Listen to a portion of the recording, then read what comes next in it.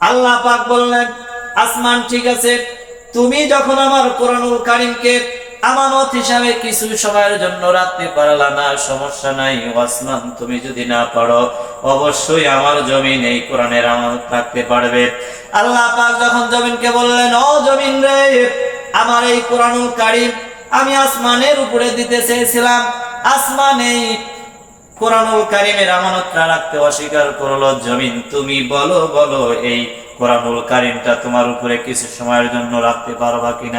ইন্নাল হামদুলিল্লাহিল আকরামিল্লাযী খালাকাল ইনসানা ওয়া কাররামা ওয়া আল্লামাহু মিনাল বায়ানি মা লাম ইয়ালাম। فسبحان الذي لا يحصى امتنانه باللسان ولا بالقلم. نشهد أن لا إله إلا الله وحده لا شريك له، ونشهد أن سيدنا وسندنا وحبيبنا وطبيبنا ومولانا محمدا عبده ورسوله، الذي أرسل رسوله بالحق بشيرا ونذيرا وداعيا إلى الله بإذنه وسراجا وقمرا منيرا. فقد قال الله تعالى في كلامه المجيد وفرقانه الحميد. সকলে আমার সাথে বলুন, আউযু বিল্লাহি মিনাশ শাইতানির রাজীম। বিসমিল্লাহির রাহমানির রাহিম। আল্লাযীনা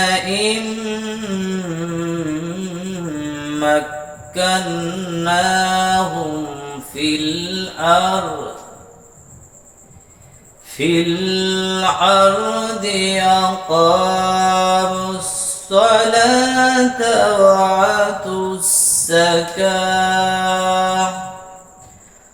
وأمروا بالمعروف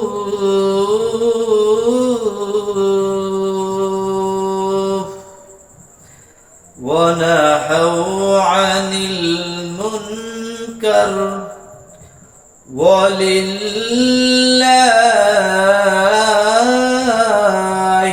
عاقبة الأمور. الله أكبر. وقال تعالى في شان حبيب، إن الله وملائكته يصلون على النبي يا أيها الذين آمنوا صلوا عليه وسلموا تسليما. اللهم صل على سيدنا مولانا محمد وعلى آل سيدنا مولانا محمد.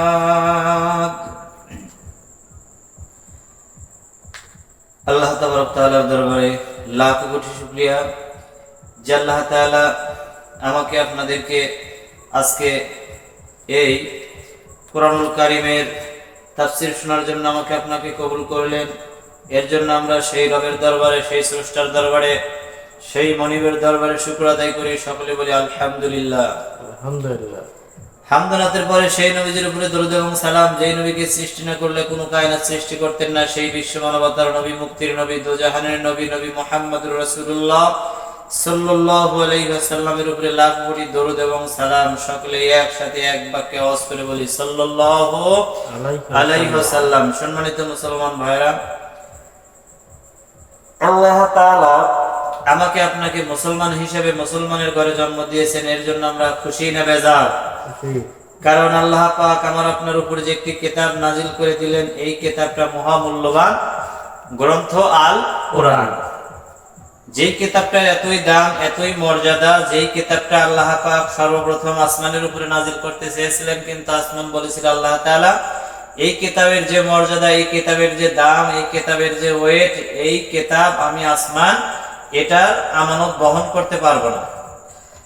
আল্লাহ তাআলা তারপরে জমিনের উপরে বললেন, জমিন আমি আমার কোরআনুল কারীম তোমার উপরে কিছু সময়ের জন্য আমানত হিসেবে রাখতে চাই। জমিনও সেখানে অস্বীকৃত জানায়। জমিনও বলে যে আল্লাহ, কোরআনের যে দাম, কোরআনের যে মান, কোরআনের যে শান, এইটা আমি জমিন বহন করতে পারবো না, আমি জমিন ভেঙে চৌচির হয়ে যাব। আল্লাহ পাক সুন্দর করে পবিত্র কালামুল্লাহ শরীফের ভিতরে সূরা আল আহজাবের 33 নম্বর আয়াতে আমার আল্লাহ রাব্বুল আলামিন ঘোষণা করে দিয়ে পৃথিবীর মানুষদেরকে জানিয়ে দেয়, আল্লাহ পাক বলেন, ইন্না আরাদনাল আমানাতা আলাস সামাওয়াতি ওয়াল আরদি ওয়াল জিবাল ফাআবাইনা আন ইয়াহমিলাহা وَأَشْفَقْنَ مِنْهَا وَحَمَلَهَا الْإِنسَانُ। আওয়াজ করে বলতে হবে আল্লাহু আকবার। আল্লাহ পাক বলেন, ইন্না আরাদনাল আমানাত, হে নবীজি আপনি স্মরণ করুন ওই সময়ের কথা যখন আপনার রব, আপনার প্রভু আসমানকে বলেছিল, ইন্না আরাদনাল আমানাতা আলাস সামাওয়াতি, স্মরণ করুন ওই সময়ের কথা যখন আপনার রব আল্লাহ আসমানকে বলেছিল, আসমান তোমার উপরে আমি কিছু সময়ের জন্য আমার পবিত্র কালামুল্লাহ শরীফ অবতীর্ণ করতে চাই, আমার কালামুল্লাহ শরীফ তোমার উপরে কিছু সময় আমানত হিসেবে রাখতে চাই। আমার আল্লাহ পাক যখন এই কথাটা আসমানকে বলল, আসমান বলল, আল্লাহ তাআলা এই কোরআনুল কারীম যদি আপনি আমি আসমানের উপরে কিছু সময়ের জন্য রেখে দেন, আল্লাহ তাআলা এই কোরআন তো আমি রাখতে পারবো না, আমি আসমান নিমেষেই ফেটে ভেঙে চৌচির হয়ে যাব।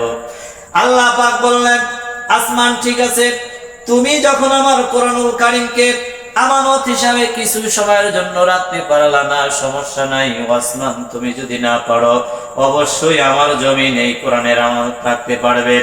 আল্লাহ পাক যখন জমিনকে বললেন, ও জমিন রে, আমার এই কোরআনুল কারীম আমি আসমানের উপরে দিতে চেয়েছিলাম, আসমান এই কোরআনুল কারীমের আমানতটা রাখতে অস্বীকার করলো। জমিন তুমি বলো বলো এই কোরআনুল কারীমটা তোমার উপরে কিছু সময়ের জন্য রাখতে পারবা কিনা? আমার মুসলমান ভাইরা, আল্লাহ পাক যখন জমিনকে এই কথা বলল, জমিন একটা চিৎকার দিয়ে বলে, আল্লাহ তাআলা এই কোরআনের এতই দাম, এতই মর্যাদা, যেই কোরআনুল কারীম আসমানের উপরে রাখতে চেয়েছিলেন, কিন্তু আসমান এইটা গ্রহণ করলো না, আসমান ভয়ে বিদীর্ণ হয়ে গেল। আল্লাহ তাআলা আসমান যেখানে আপনার কোরআনুল কারীম আমানত হিসেবে রাখতে পারে নাই, আমি জমিন কেমন করে এই কোরআনুল কারীমের আমানত হিসেবে রাখবো?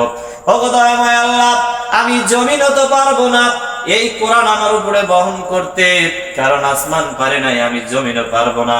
আমার আল্লাহ পাক বললেন, আলাস সামাওয়াতি ওয়াল আরদি ওয়াল জিবাল, আসমান রে তুমিও পারলা না আমার কোরআনুল কারীম বহন করার জন্য, জমিন তুমিও পারলা না, সমস্যা নাই।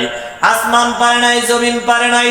3 নম্বরে আমার আল্লাহ তাআলা বলে, ওয়াল জিবাল, তাহলে আসমান পারলো না, জমিন পারলো না। আল্লাহ পাক বলে, পৃথিবীতে আমি বড় বড় পাহাড় পর্বত তৈরি করেছি, নিশ্চয় এই বড় বড় পাহাড়গুলো আমি আল্লাহ পাকের কোরআন বহন করতে পারবে। আমার মুসলমান ভাইরা, আল্লাহ পাক যখন এই পাহাড়কে ডাকতে বললেন, ও পাহাড় রে, তোমার উপরে আমি কিছু সময়ের জন্য আমার কোরআনুল কারীমটাকে তোমার উপরে কিছু সময়ের জন্য রাখতে চাই, বলো বলো ও পাহাড়, তুমি আমার কোরআনুল কারীম রাখতে পারবা কিনা? পাহাড় একটা চিৎকার দিয়ে বলে, হায় আল্লাহ তাআলা, এই কোরআনুল কারীম সর্বপ্রথম আপনি আসমানের উপরে রাখতে চেয়েছিলেন, দ্বিতীয়ত আপনি জমিনের উপরে রাখতে চেয়েছিলেন, আসমান অস্বীকার করেছে, জমিন অস্বীকার করেছে। আসমান এবং জমিন যদি অস্বীকার করে, আমি পাহাড়, ছোট্ট পাহাড় কেমন করে এই কোরআনুল কারীমটাকে আমার উপরে বহন করব? ও দয়াময় আল্লাহ, আসমান পারে নাই, জমিন পারে নাই, আমি পাহাড়, আমি এই কোরআনুল কারীমটাকে বহন করতে পারবো না। আল্লাহ পাক বলেন, নবীজি এই যে কোরআনের এত দাম, এত মর্যাদা, আসমান পারে নাই, জমিন পারে নাই, পাহাড়ও পারে নাই, অবশেষে নবীজি আপনি হলেন আখিরি জামানার পয়গম্বর, আপনি হলেন সর্বশ্রেষ্ঠ রহমতের নবী, আপনার উম্মতের নাজাতের জন্য আমি আল্লাহ পাক এইটা আপনার উম্মতের জন্য বাজেট করে রেখেছি। একটু আওয়াজ করে বলতে হবে আল্লাহু আকবার। আমার মুসলমান ভাইরা, আল্লাহ পাক সুন্দর করে ঘোষণা করে দিলেন কালামুল্লাহ শরীফের ভিতরে। আল্লাহ পাক বলেন, فَأَبَيْنَ أَن يَحْمِلْنَهَا وَأَشْفَقْنَ مِنْهَا وَحَمَلَهَا الْإِنسَانُ। একটু আওয়াজ করে বলতে হবে আল্লাহু আকবার। আল্লাহ পাক বলেন, নবীজি এই যে আসমান অস্বীকার করলো, জমিন অস্বীকার করলো, পাহাড় অস্বীকার করলো, এই কোরআনটা বহন করতে পারলো না। ও নবীজি আপনার উপরে এতই মায়া, এতই মহাব্বত, নবীজি আপনার জন্য এই সাত তবক আসমান জমিন আমি আল্লাহ পাক নির্মাণ করলাম।